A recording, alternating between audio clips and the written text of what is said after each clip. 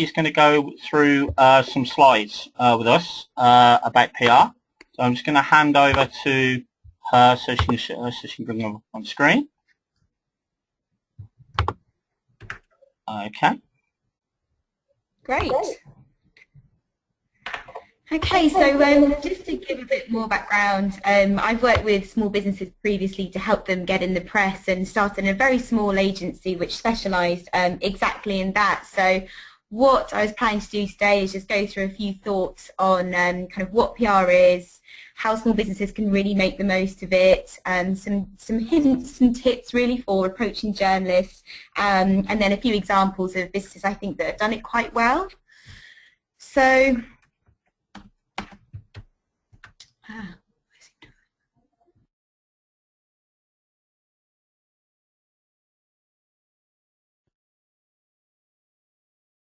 I don't seem to be able to do my slides on, unfortunately. My screen's completely frozen. Good. Okay. Well, in that case, I may well just have to run through verbally, if that's okay. And I'm hoping everyone else can as well. Becky. So, hi. Yeah, Becky. Don't worry, Becky. We can talk through it because and then if they come up afterwards, we'll put them back up. But if not, don't worry. Just go through the top tips would be great. Lovely. No problem. We'll do. So the first bit I've just put is kind of what PR is about, really, and it's really about brand and reputation awareness and making sure that businesses kind of get themselves out and about in the press. So some tools that I've put down are press releases, events, stunts, conferences and photographs. So there's obviously indirect communications, which is providing content, working with journalists to gain editorial coverage, and then direct, which I'm sure a lot of you already do really well, but that's kind of disseminating information using social media channels like Twitter, Facebook, LinkedIn and YouTube. The main differentiator from marketing, which some people get it confused with on occasion, is that it's not kind of directly linked to selling and promoting products and services through channels like advertisements.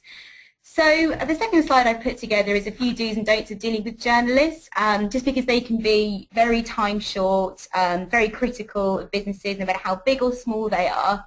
So the most important thing really to remember when dealing with journalists is be really targeted. Only speak to journalists that you think will have an interest in the kind of business that you run, and think about the audience that they're trying to reach, whether it's consumers or businesses, and kind of go with that in mind. Something else really important is to have a very clear storyline. So I think sometimes people think that it's just, it's quite easy just to call up a journalist and tell them about yourselves and you'll get in the press. Unfortunately, it does take quite a lot of time and thought behind putting a clear storyline together. Something else is kind of just be really honest with yourself and think about whether or not what you're trying to get across is fundamentally newsworthy. So that means whether it's something new in the market or different. For example, are you launching a new product which is really going to change the way people do things, or have you just got lots of money, been funded with a lot of money in a new way, so crowdfunding.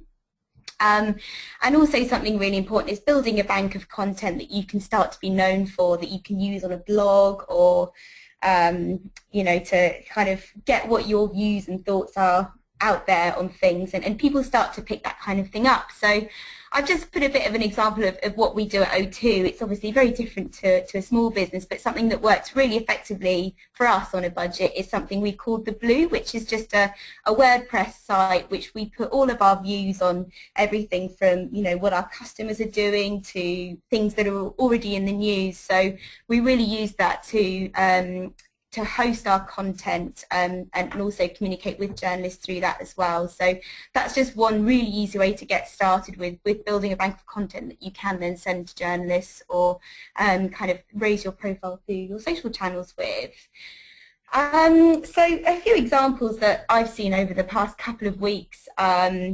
I've chosen the first one, flexible working legislation, because it's quite close to my heart, and we do a lot around flexible working at O2. But last week there were some changes to the legislation, and a small business owner actually called Radio 5 Live during the kind of phoner that they have between 9 and 10 to talk about how flexible working would change his business. So that's a really simple and easy way to start raising your profile. LBC is another great channel which does a lot of phone-ins on things. So if you hear them talking about something that's relevant to your business and that you feel like you could get a nice message across, that's one really easy way to do it. And the second bit I identified that could be a nice way of doing PR on a budget is working with suppliers like us, O2.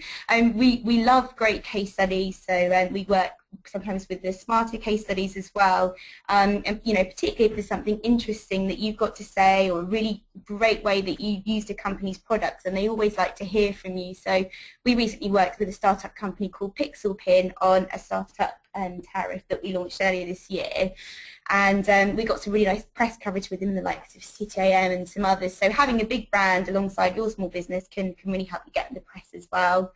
And the third example I've come up with is with a firm I used to work with called Shelley Stock Cutter. Now, they had a little bit of PR agency support, but it wasn't a huge amount, so the budget was fairly light, but they had some great top tips to helping small businesses gain funding, and we used those time and time again in the likes of the Mirror and the Express, targeting journalists that specifically wrote for small businesses. And so they were, a small business themselves with a small budget, but we managed to get them some really nice press coverage in the nationals. So lastly, I've just put together a slide on where you can go next, really, to get a bit more information, or kind of some really cheap ways that you can look to getting a bit of PR. We're seeing a few kind of, what are we calling, out-of-the-box PR agencies, which can be used for ad hoc activity, and they'll do, say, one press release for you, and they'll charge you £750. So if you just want to try it out and see how it goes, that's a great way to do it. Another way is using freelancers as and when. Again, they can be very, very good, but quite cost effective, and you don't have to then pay them on a monthly basis. Alternatively, you can retain an agency on a monthly basis just for a small fee sometimes if it's a small project, but again, it can be cost effective if you're looking to do a bit more.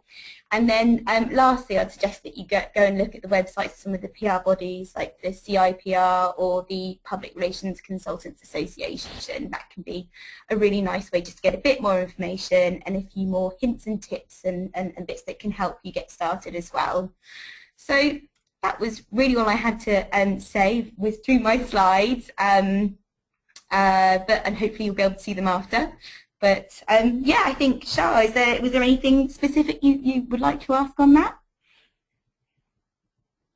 Hi, Becky. Yeah. So first of all, just to give you kind of some background into my involvement, I guess, with PR. I started off very fortuitously working with the absolutely incredible Sir James Dyson around his kitchen table at his house in Bath before he had become famous whatsoever. He had just won a lawsuit, which was actually what funded the business, and I was one of 5 people there, and there was 20 engineers in the back garden and 5 of us around a kitchen table, and I was given the task of building the Dyson brand with no money for advertising. So we had to do everything what they describe as below the line. So PR is a below the line activity, and something like advertising is an above the line activity. And we had to really focus almost 100% on PR. And there were some really clever things that I think that we did, that when you think about it, it's not really rocket science. And Jimmy's got a great story about how he got into Selfridges that he's going to share with us later. But it reminded me of, so often it's about your tenacity as a small business owner. You don't need the big budgets. There are some amazing resources out there to help you do PR. And in fact, what we'll do is after the webinar, we'll do the show notes, and we'll email those out to you with all the links that you need, that you can access some amazing resources for either free or very limited cost. So one of the things that we did, and it might seem in hindsight like a great idea, but it wasn't rocket science at the time. I just decided that anytime any journalist wrote anything about James Dyson or Dyson vacuum cleaners, I would give them the top of the range vacuum cleaner that we had. And that was my deal with James. I said to him, I don't want money for a big agency. I'll do everything myself, but what I do want is unlimited access to our best stock. And so what I did was I couriered a Dyson cleaner to every single journalist who ever wrote anything about James. whether that was good or it was bad. So even if somebody wrote a negative review, and even if it was only a tiny, tiny clippet of the actual a review of the vacuum cleaner itself, I would still send them a machine. And if it was being sent to somebody who had done a, let's say, not so glorious review, I would write a quirky little note saying, we're really sorry we seem to have let you down last time, but hopefully I'm here to cheer you up and do an even better job. And we always got such great feedback from the little notes that we sent out. But also, as Becky will know from previous experience, especially today, in fact probably more so than back then, so many PR people are actually freelancers, and it's not really unusual to think that one freelancer probably knows a lot of other freelancers. So what tended to happen was that people would have people over for dinner, and somebody would say, oh, Becky, God, you bought a Dyson, wow, you know, that looks great. Or because they were very expensive, you know, they were the most expensive vacuum cleaner in the market. So typically the question was, oh my God, you just spent £300 on a Dyson? And Becky would turn around and say, oh no, I just interviewed James and they sent me one. You know what, I heard that they did that with Jimmy as well. And then all of a sudden Sarah wants to interview James too, because she thinks if I interview James I'm going to get a vacuum cleaner sent to me, which is exactly what did happen.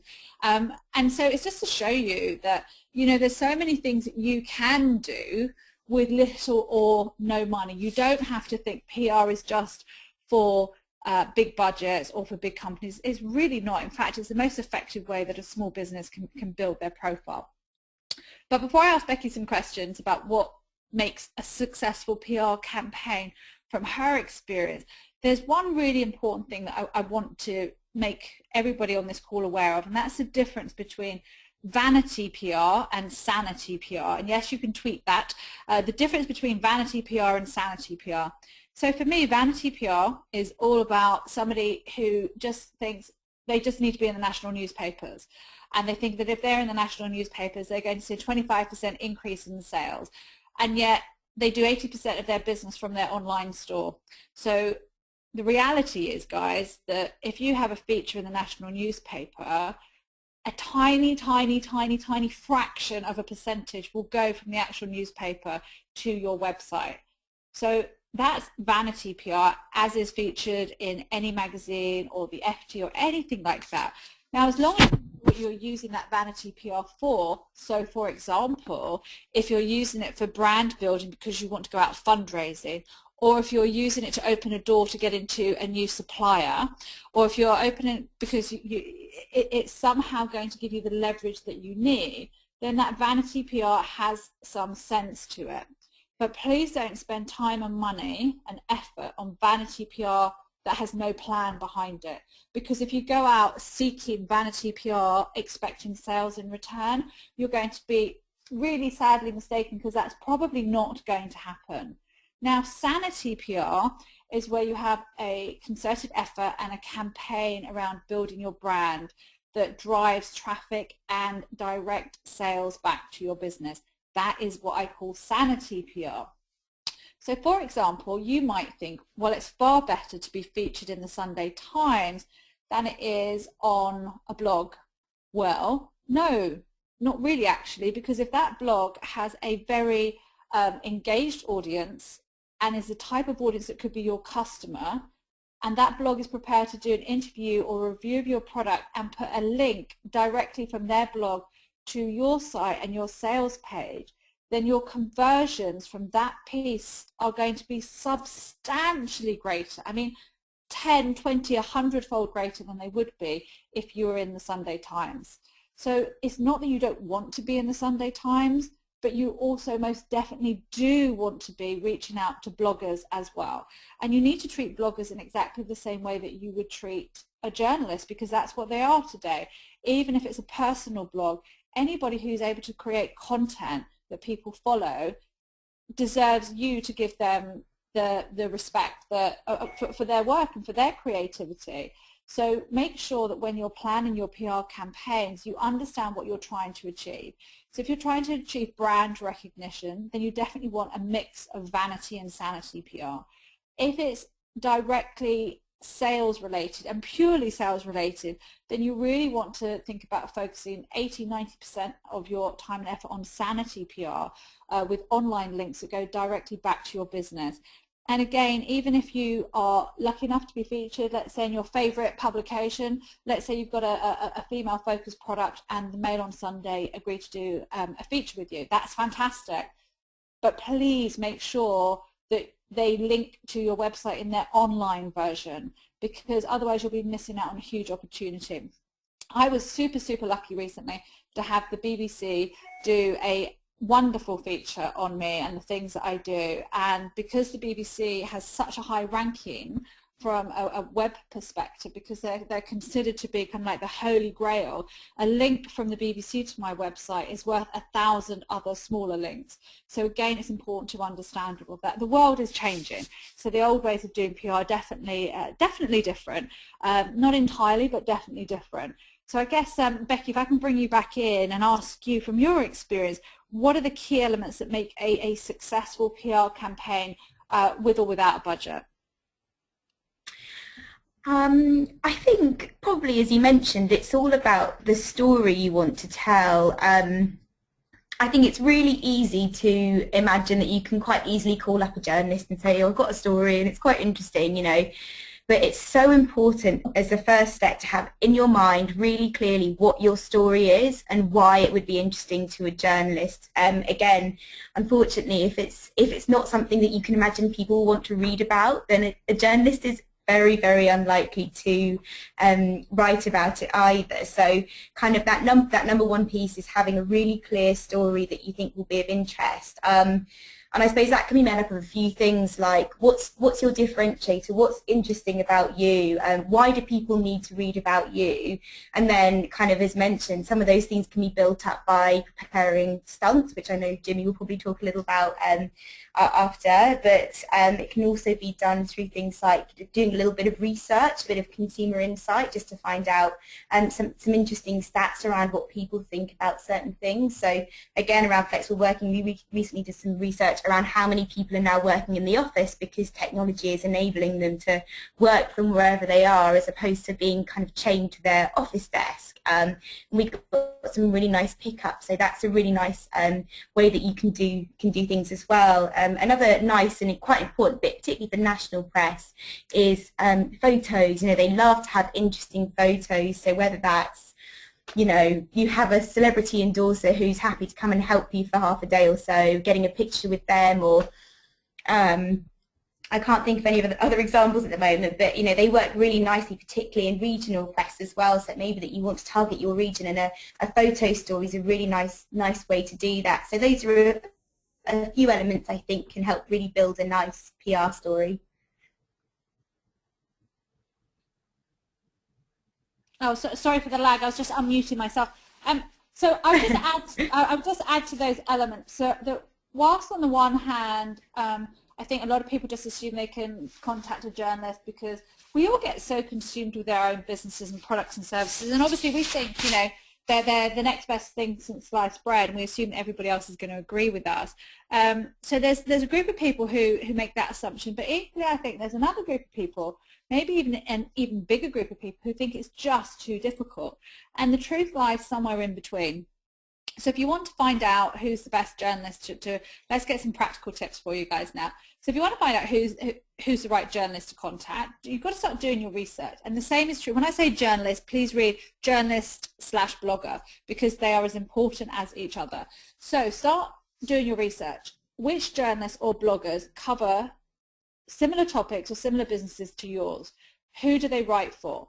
Then start to create a mood board. So clip, you know, use Evernote, which is an awesome app that I can't live without. Use Evernote. If you haven't got it, I don't know what you're doing. You need to go and get it as soon as you go off this call. So get Evernote and use the Evernote web clipper to clip all the information you can. Store it into a PR folder in Evernote. And then you'll start to be able to see a pattern of the type of things these journalists are writing about.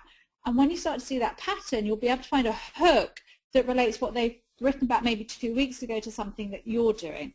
Now, one of the things that Becky said, she mentioned about pictures. This is certainly true. If you're approaching the online journalists and the online bloggers, if you can provide them with some great photography, because as we all know, photos sell more than anything else. I think the latest statistic is on Facebook, you're 82% more likely to have your post shared if you have a photo attached to it. Well, of course, the same is true with newspaper articles and magazine articles and online articles. So they are very much photo driven. It doesn't, however, mean that you have to have a famous celebrity. Get your iPhone out, take some great pictures, take some unusual photos of your product or your service. Just think about what's in it for the journalist. Put yourself in their shoes. What do they need? Well, they need to provide content for their viewers and their audience. So you can help them with that. But they need to provide really good quality content, not just a sales pitch. So really create a story around your product or service and create some compelling, interesting, engaging photography around it as well, because that is what will capture their attention. I really think that that's key. And these are things you can do with your iPhone or your Android. You don't need to spend lots and lots of money on this. Now, Becky, just to go through kind of the steps, when you're starting a PR campaign, how would you start? So if you were on this call today and you're a small business and you can't afford an agency, maybe you can afford them to come in and do an ad hoc piece of work to help you out for a day or two. But how would you start the campaign from scratch? What would you do? Well, for us, and I think for a lot of people, we start by working with the marketing team, because I think it's really important that even though they are two separate disciplines, that, you know, the external facing brands that you've got is joined up from, you know, whether it is through a little bit of marketing that you do, whether it's direct marketing or kind of e-marketing. It's really important that what you're saying through that is aligned with what Yeah, I was just going to say, what we've got to assume, Becky, though, is that these people don't have marketing teams, because most of the people on the call today will probably be doing their own marketing. So if you're doing your own marketing and you're doing your own PR, what advice would you give them? That's a great place to start. Then if you're doing your own marketing, then you obviously know what you're trying to say externally, which is a really, really good place to start. And from there, it's all about finding out, like I say, the storyline, but also some other things that you can do is look into relevant things that are happening that will affect your business. So we look a lot into what's going on in a calendar during the year to look at certain dates that we think would be quite useful, and we think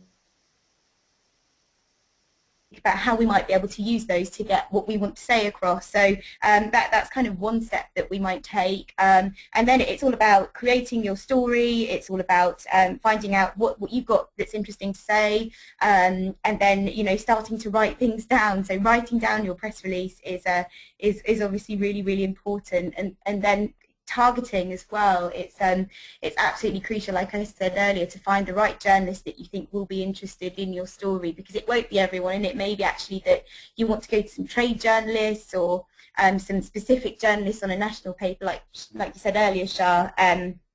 It's obviously not, it's somewhere in between the middle of everyone being able to contact journalists and only very few people. So it's just absolutely crucial to be targeted. So there's obviously a lot more that happens in between all of those steps, but I'd say it's very largely about kind of finding a hook and a date that you want to go out with your story, because that can really help get you a lot of coverage in the press.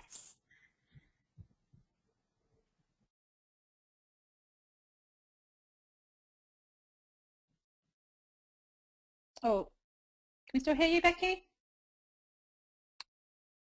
Okay, guys, yeah. I'm not sure. Yep, okay, you're still there. Okay, cool. Yeah.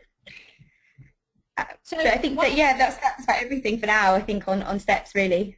Cool. Okay, so one of the things that I would suggest if you're starting out on a PR campaign, be really clear what it is that you want to get out of it. So very much know your destination. So understand what it is that you want to get out of it. So as I said before, on the vanity versus sanity PR, just be really clear what you're trying to achieve. Are you raising your brand awareness because you're about to go and pitch Selfridges, or are you trying to drive direct sales immediately to your business? So they're two, you know, slightly different things. I think we've covered up what journalists look for when they are, you know, when people are reaching out to them. So really understanding that journey. So I guess another little tip would be Twitter is a fantastic place of information for journalists. So most online publications, for example, if you went to Cosmo's website, it gives you a list of all of the people who contribute to Cosmo online, and it gives you their Twitter handles. And I'm pretty sure most publications do exactly the same. So find the journalist or the blogger that is one that you believe could be one for you to target. Then follow them on Twitter and really start to understand who they are, what they talk about, what they're interested in, at least a week or two before you start reaching out to them, because that's going to increase your chances of them featuring you, at least double. Nobody likes a cold call. You don't, I don't. How many of us just hang up the phone instantly the moment that we get that recorded message about PPI claims? We hate it. So don't act like that to other people. So nobody wants you calling them cold, not understanding who they are, what they write about. Much better to do your research and reach out and say, hey Shaa, I know that you wrote a really great article last week in the Mail on Sunday, in Cosmopolitan, in Reg magazine, or in Angling Weekly, and it was really interesting because we've got a product that find a hook. We'd love we'd love some feedback from you, because those guys you featured, they're our heroes, and they inspired us to set this business up. And I know we're so much smaller than those guys, but we're just starting out. It'd be great to know what you thought of us. Find a connection, find a human connection, because pretty much everything in this life is about human connections. Becky, could you give us an example maybe of a current PR campaign you feel has been successful but has only had a minimal budget? Well, I was looking through the Metro today, as I'm sure many of you will have done, and there was a nice story in the business section actually about an entrepreneur called James Balfour, who is starting up a gym business, which is a pay-as-you-go gym business. And I think he obviously has something quite interesting to launch, which we talked about is a really key component, but he also has, I think, partnered up with Crowdcube, as that's where he's been going to get some of his funding. And I think this has been in the Metro, and it's been in a few other places as well, but particularly in some of the kind of sports press and some of the gym press, if you can believe that it definitely does exist out there. So a few components of this story that work really nice. Obviously, he's got something really new and interesting to say. He's got a partnership with not a big business, but quite an innovative and interesting business, and he's got a nice headshot of himself in there as well. So that's something that I saw today that I thought was really quite interesting. Another one actually that I've noticed in quite a few places today even is one by a company called Forza Supplements. Now, they've done a little bit of research looking into the different ages that people think it's appropriate to do things like get tattoos and send kisses at the end of text messages and things like that. I think there's some kind of a supplement, protein supplement company, and they've done a little bit of research, but it's worth bearing in mind that on very little budget you can do some quite good consumer research, so it's not something that you need a massive budget for. They've linked it back to the fact that because obviously a lot of people are more worried about what they can do at different ages, their link is that actually you can work out and you can kind of really improve yourself any age you are. So those are a couple of nice examples of, I think, people that have taken quite a few components that we've talked about today and made them into nice PR stories to get themselves in the press. Brilliant. Well, that brings me very nicely onto our guest today, Jimmy Cregan of the wonderful Jimmy's Iced Coffee. I am a huge fan, and it's quite interesting because we were all talking just before the webinar actually launched, and I was telling Jimmy how I knew of him, how it started. And I remember when Jimmy was actually in Selfridges himself with his iced coffee, and he was actually doing the taste testing himself. And I remember I was in a rush, but I love coffee and I love iced coffee. And I saw him give it out, and I just grabbed one, drank it, and I ran off.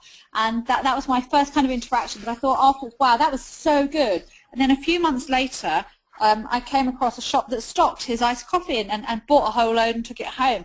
And it just shows you that, perseverance and persistence in business and in PR is really, really important. Jimmy, I know you've done the vast majority, if not all, of your own PR, and you've really focused on branding, because for you that wasn't just vanity, that was about building your brand.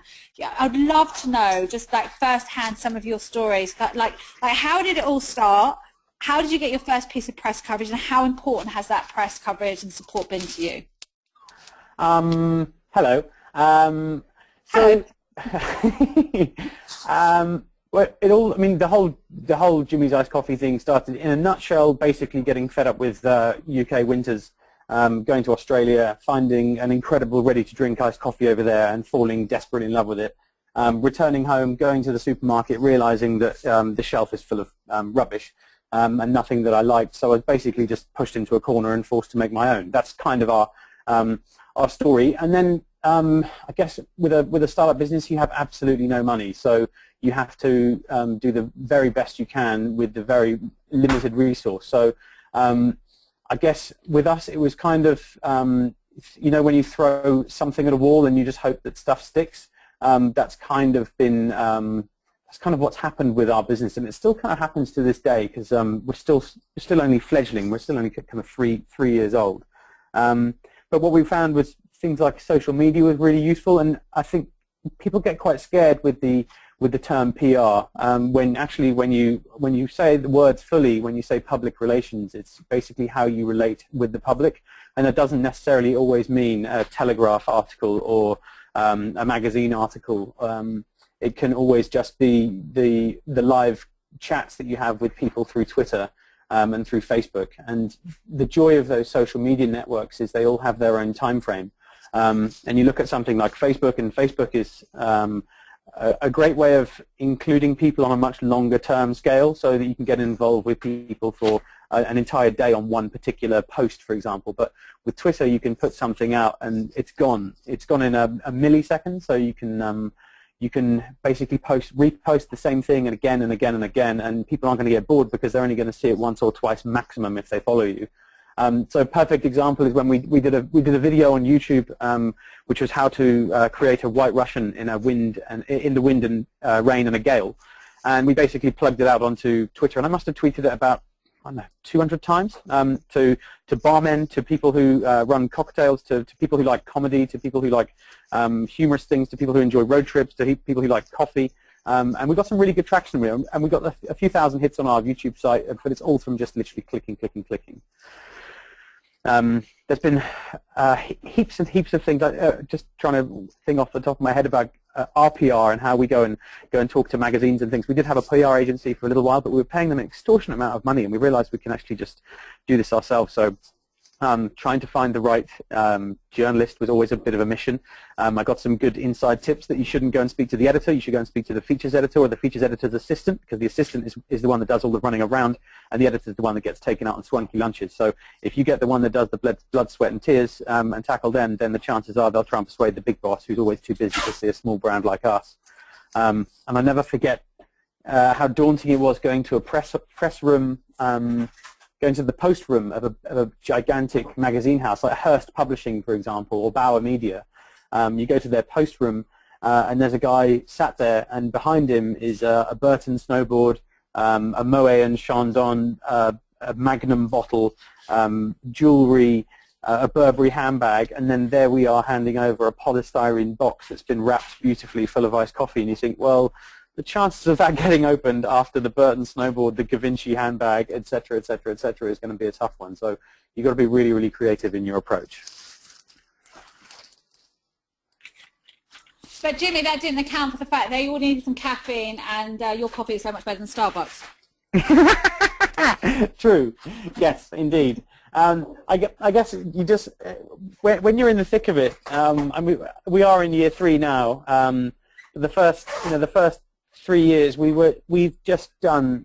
I literally can't remember all the things that we've done, because we're up and down that motorway in a 400-pound car, just trying to sell our wares. I mean, just the example of getting into somewhere like Whole Foods is the whole theory of not having anything to lose. So you absolutely smash as much as you possibly can. And I think what's worked with us is you've got a name on the carton, and that name is me, and everything that I say is basically the tone of voice that's set for our brand. So when someone rings up and says, "Hi, I'm from Jimmy's Iced Coffee," and "Oh, by the way, I'm Jim, I'm the guy that runs the business," people take you a little bit more seriously. So we're kind of a little bit more fortunate than other brands that we still run absolutely everything. So on Twitter, on Facebook, on Instagram, I'm the one that kind of replies to people, and people really, really like that. It's not some agency that's doing it. So I want to try and hang on to that for as long as possible, but I'm just in this last couple of months really feeling the pinch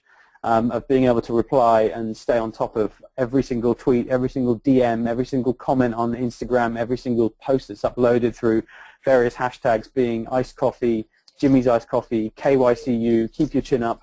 And I have to scan that every single day to make sure that we're on top of it, that if someone posts something up about our product that's either good or bad, we can reply to them and say either thanks very much or, "Oh no, what happened? How can we help out and make you our best friend?" It's crazy. See, I love that attitude, Jimmy, in terms of, I always tend to think that instead of feeling like an angry customer or a disappointed customer is the worst thing you could ever have, I actually think that an angry or disappointed customer can be our greatest blessings, because they're the ones who are prepared to be vocal and tell us maybe there's some things that we're not doing quite as good as we thought we were. It might be with our supplier. It could be something that's actually beyond our control, but maybe it wouldn't have been brought to our attention unless it was for this particular customer who was vocal about what the issue was. But also I think it gives us a real opportunity, as you said, to turn that person around to becoming actually a raving fan.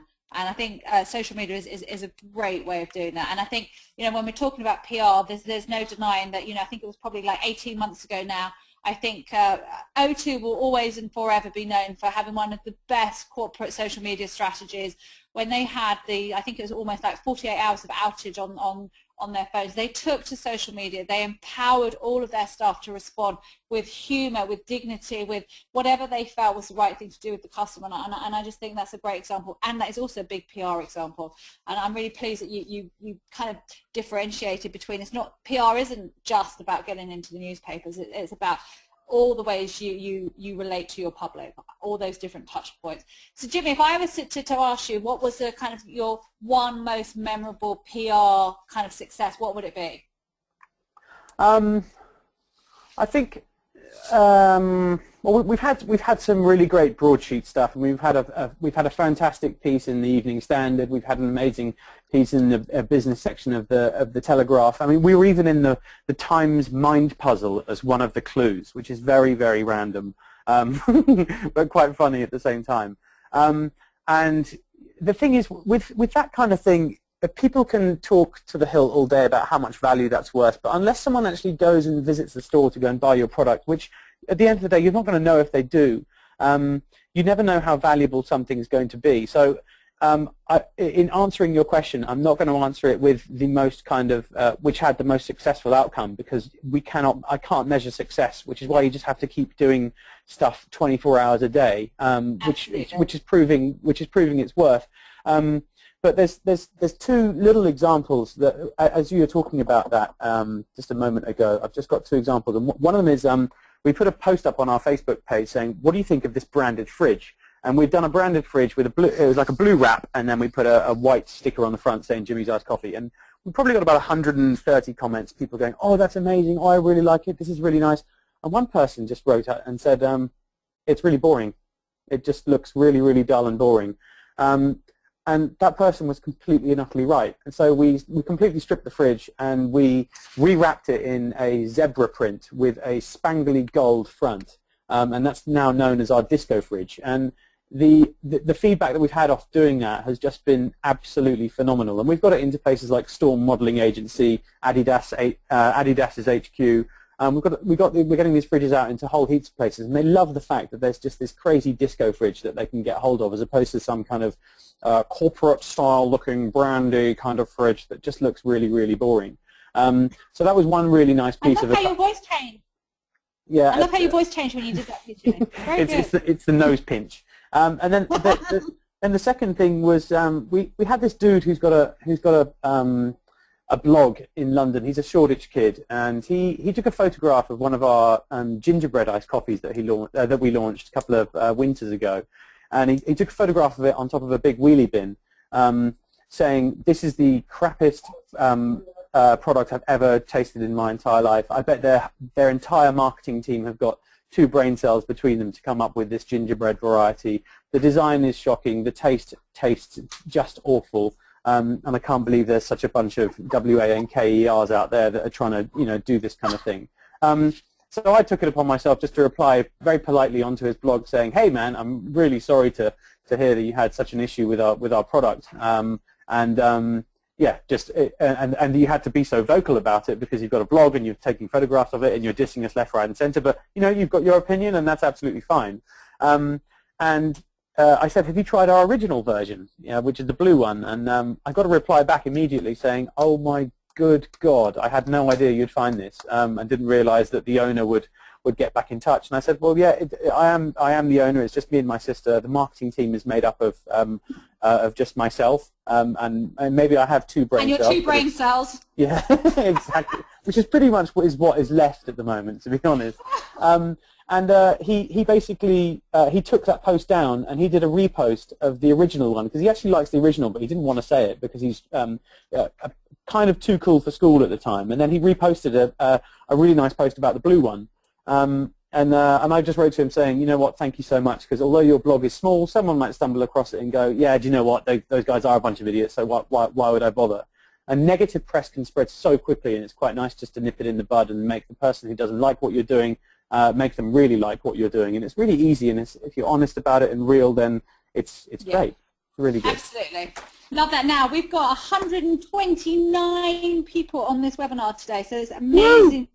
I know, it's incredible. I'm like so impressed. This is obviously a really hot topic, and I want to make sure that we get as many questions in over the next kind of 20 minutes, 15, 20 minutes as we can from the audience. So I know you've started to ask your questions, guys, but please keep your questions coming, and we will do our best to ask as many of them to the panel and answer them as possible. So Daniel, can I ask you to lead with the questions from the audience, please?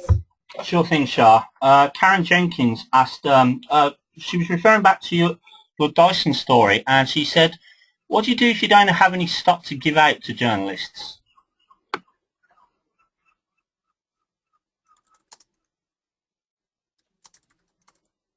Hi, Karen. Tell us what you do. We're going to take another question. I'll come back to us, but tell us what you do, because then I can give you a concrete example. So tell us what you do, and Daniel, go on to the next question. We'll come back to that one. Okay, sure. Tanya Jackson was asking, what sort of hook would a journalist read, referring to your point about that? So again, guys, if you're asking questions, it'd be really super helpful if you tell us what you do, what your business is, because I don't know what you do, so I can't tell you what the hook would be, but if I knew what you did, I could probably create one for you. So the hook is it's basically, how do you hook that journalist or blogger's attention into your product? So you have to find something, usually, that links the things together. And as I said, do your research. Spend 2 weeks, reading what they write and following them on Twitter. That's where you'll find your hook. So regardless of what your product or service is, if you follow them on Twitter and you read what they write for 2 weeks, you'll be able to get a really good idea for what their hooks are. Okay. Have you found what Karen does? Yeah, Karen's come back to us. She runs a business called www.aquaforno.com, an outdoor multifunctional portable cooker that up to now they've had to sell to order. So it's an outdoor cooker, is that correct? Yeah, an outdoor multifunctional portable cooker. Okay, so what I would do is I would organise a press day trip with your outdoor portable cooker. I would take somebody who didn't get through to the finals of MasterChef, not the celebrity edition. I would reach out to someone like, let's say, someone who got through to the quarterfinals, because whoever's won MasterChef probably won't do it. But the runner-up might do it, the third place might do it, the fourth place definitely would do it. You don't necessarily have to pay them a fortune. You might have to pay them a few £100s in their travel expenses and give them one of your products. Do a cooking demonstration in a park in central London. Do it in Shoreditch, do it somewhere where the journalists and the freelancers are likely to be. So you do have a product that you could give to people, but your price point might be such that you're not able to justify it. So with the product that you've just described and it being summer, I would find a hook and a location, do a blogger outreach. In fact, I would do blogger outreach maybe more so than I would do for the journalists. Reach out to the bloggers, take somebody who's come, you know, third or fourth on Mastermind, and get them to do some outdoor cooking with your product. That's what I would do. Next question. Okay, Clover Lewis has been in touch. They run they run Clover Lewis Swimwear, designing high-end swimwear for women facing breast cancer. They aim to be UK's first luxury swimwear brand for this undeserved yet growing market of women. They're struggling to put together a PR campaign with some big events coming up for the brand, including an interview with Women in Home, Breast Cancer Care's October magazine, and a QVC feature. They want to know basically what to do. How do they manage PR that's happening before their official launch date? Jimmy, can I pull you in on this one? Get your advice on that? Yeah, absolutely. I've actually just had a little look on their website, and there's not much we can do apart from you've got to just sign up to receive swimwear updates and product launches, which I'm going to do regardless. I really like the brand; it looks amazing. The good thing, well, okay, so it's confidence boosting swimwear for women following breast surgery. So I would imagine there's something physical within the actual costume that I don't know that will enhance stuff. I'm not too sure, and obviously there might be a charity element in terms of any profits would go to breast cancer awareness or something. I'm not too sure, but maybe, you know, reaching out to celebrities online who have been affected or are affected by things like breast cancer. Angelina Jolie is one of them, I believe. I mean, obviously she's a very, very hard person to get in touch with, but there is only a certain number of degrees of separation to get to people, and if you knock hard enough and long enough, you can get through to people. It's also a very prevalent issue at the moment. Can I just use that as a great example, because I'm such a big believer in if you don't ask, you never get. So unfortunately, right now that might be a missed opportunity, because obviously with Angelina Jolie, she's not in the country as often. But if we were having this conversation 2 weeks ago, I would have said, right, immediately Google Angelina Jolie, see what she's doing. What you would have then found out was that she was coming over here to do an event at the Excel Centre in London with William Hague against rape as a war crime. And you would have had more access to her at that event than any other premiere or any other event she would ever attend. And you may not be able to get to her personally at that event, but you 1000% would have been able to get through to somebody who worked with her. And if you put the swimwear together in a beautifully packaged box, made truly high-end and luxurious, with a beautiful handwritten note, asking for her support, I reckon you'd have more than a 50% chance of success. I think even if you actually wore the swimsuit or got people to wear the swimsuits and walk up to that Excel just in the swimsuits with really awesome little, like, almost like looking like gold-plated business cards which said these have to get to Angelina, it would just, that kind of thing would be awesome. It's great doing big public stunts. Press coverage for it. Heaps, heaps and heaps. Okay, next question, please. Okay. Vicky, I'm sorry, I can't pronounce your surname. How does Jimmy deal with wholesalers? Okay, so wholesalers, they are, yeah, that's quite an interesting point, actually. Okay, I think come back to that one. Yeah, come back to it. So Vicky, just let us know what you mean. How does Jimmy deal with them? In what way? How does he price point? How does he sell to them? How does he choose them? I mean, what's this specific question? Because then we'll be able to give you a better answer. Thank you. Okay, next up, Izzy Proby asked, what do you say is the biggest barrier to PR at the moment? She produces a 24-hour laundry and dry cleaning service. So I'll give you my feedback, and then I'll ask Becky and Jimmy for theirs as well. So I think the biggest barrier to PR right now is twofold. One is all of us on this call talking about it, but not actually going out and doing it. So some of us will get off this call and we'll go and create some hugely successful PR campaign because we take the action and we make it happen, and others will just get off the call and this will become a long distant memory in the next 2 weeks and no further action will be taken. That's one thing, and I am quite serious about that. The second thing is that we are just constantly bombarded with marketing and advertising messages every year that the number of those messages increases, and so obviously the journalists are equally bombarded. So you just have to think and work a little bit harder and smarter to stand out from the crowd when you're approaching them. But you know what, I think that everything is entirely possible, and it's just about getting creative, understanding your audience, understanding the journalists and the bloggers, really tailoring it, making it personal to them. Jimmy, what would you say? Sorry, I'm actually just replying to someone on Twitter asking me questions, who's also joined in on this thing as well. I'm sorry about that. Can you just repeat that question? I do apologise. Yeah, no problem. And you're banned from Twitter for the next 9 minutes. Sorry.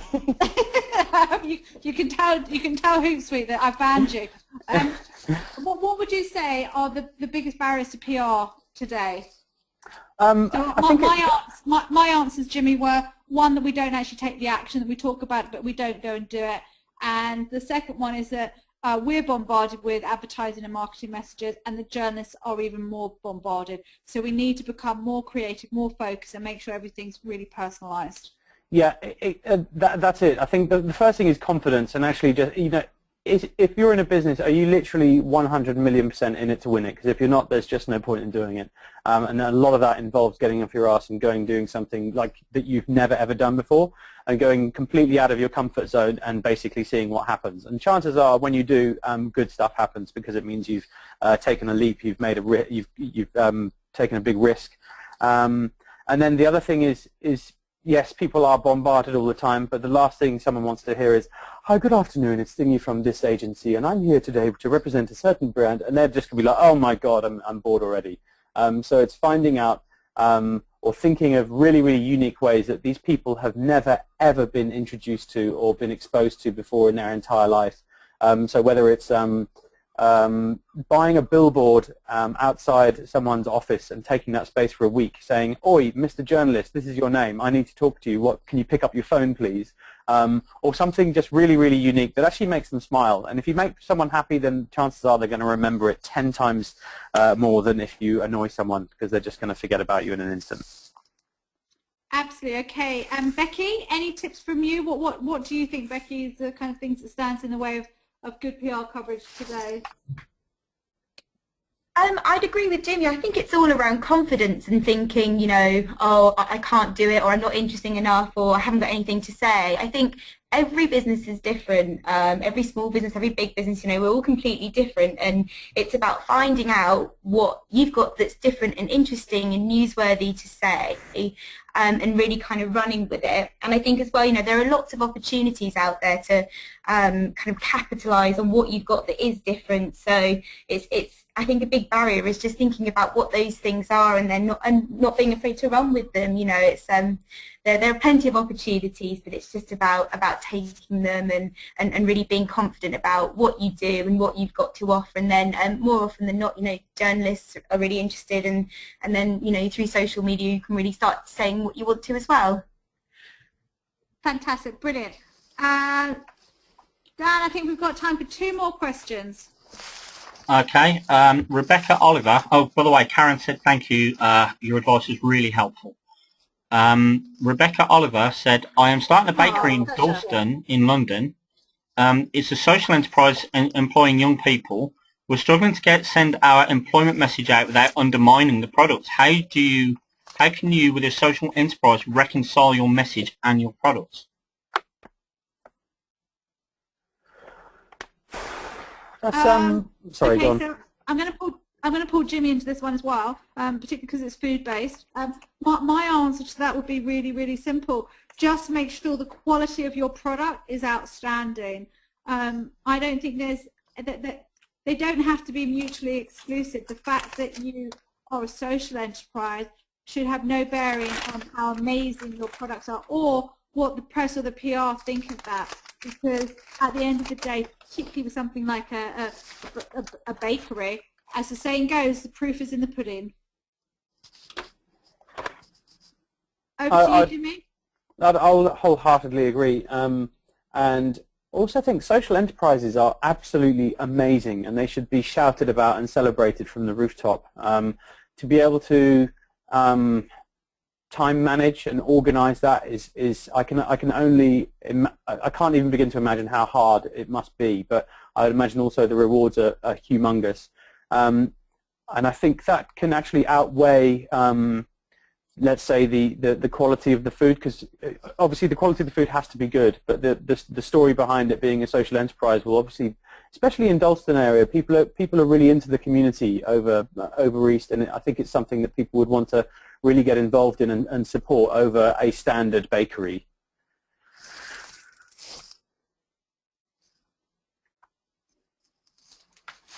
Okay, Dan, last question. Last question. Okay, Kate Hustin said, "Hi Shaa, any advice if you don't sell direct?